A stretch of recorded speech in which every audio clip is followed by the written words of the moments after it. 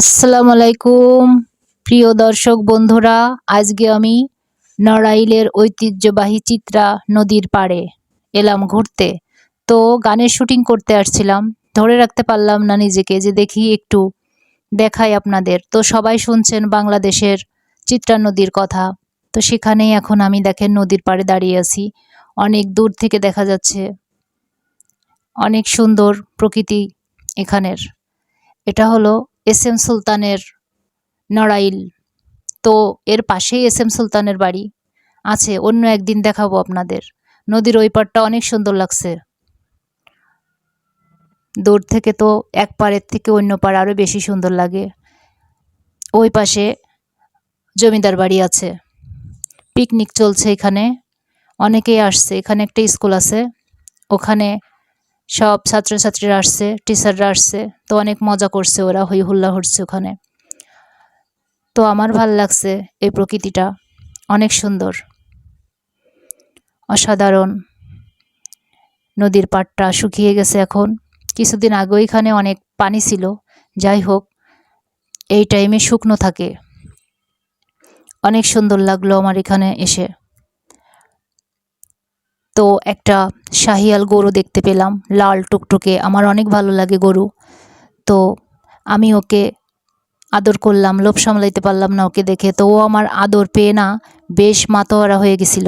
যাই হোক, তোকে আমি প্রথমে একটা চুমু দিলাম, তারপরে মনে হলো না, একে এত ভালো লাগলো যে এর কাছে যে একে আমি একটা চুমো খাবো। যাই হোক, খেয়েই নিলাম চুমোটা, লোভ সামলাইতে পারলাম না ওকে দেখে। তো ও আমার প্রেমে পড়ে গেল।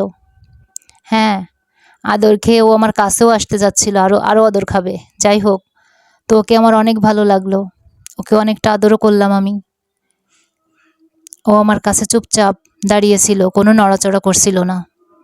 যাই হোক, প্রাণী হোক মানুষ হোক, ভালোবাসার পাগল সবাই। তো ওকে আমি অনেকক্ষণই আদর করলাম, ও অনেক কিউট।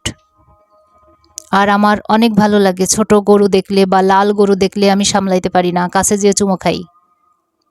তো আর একটাও চুমো খেয়ে নিলাম ওকে, আরও বেশ ফিল করছিল আমার আদরটা।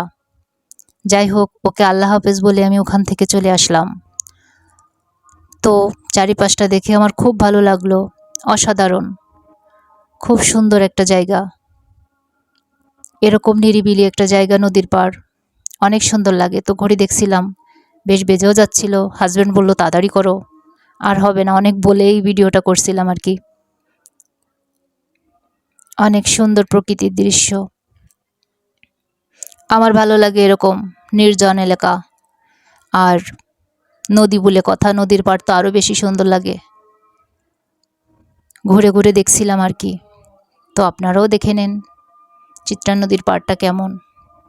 হ্যাঁ, আমি যেখানে আছি এখান থেকে বেশি দূর না, এস এম সুলতানের বাসা, নাম শুনছেন, নড়াইল হাটবাড়িয়া ইকো পার্ক এটা। তো ওই পার্কের নদীর কিনারে আমি এখন দাঁড়িয়ে। আর একদিন দেখাবো আপনাদের ইকো পার্কের ভিতরে, খুব শীঘ্রই দেখাবো ওই ভিডিওটা নিশ্চয়ই। ওই যে আর একটা গরু দেখে ওটার কাছেও যাইতে চাইছিলাম, তো আমার হাজব্যান্ড বললো আজ যাওয়া যাবে না, যদি গোতা দেয়। যাই হোক, তো আমাকে কখনোই গরুরা গোতায় না। অনেক গরু ছোটোবেলায় আমি দেখছি, তো আদর করি। ছোট বাছুর দেখলে তো কোনো কথাই নাই। আমি প্রাণীদের ভালোবাসি, বিশেষ করে গরু তো আমার অনেক পছন্দ।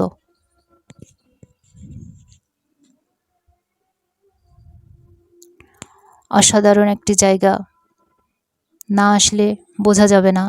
এখানে গাছপালা অনেক সুন্দর, আর নদীর পাড়ে অনেক বাতাস হচ্ছিল এখানে, খুব সুন্দর লাগছিল। এখানে যাইতে ইচ্ছে করছিল না এখান থেকে, এত সুন্দর হাওয়া দিচ্ছিল এখানের, অসাধারণ প্রকৃতি। আমার তো এত ভালো লাগছিল, এখান থেকে যাইতেই বন্ধুরা, আল্লাহ হাফেজ, সবাই ভালো থাকবেন, সুস্থ থাকবেন। আশা করি ভালো লাগবে আপনাদের দেখে। তো আবারও ইনশাল্লাহ অন্য কোনো ভিডিওতে আসবো, এরকম দেখাবো আপনাদের। আল্লাহ হাফেজ।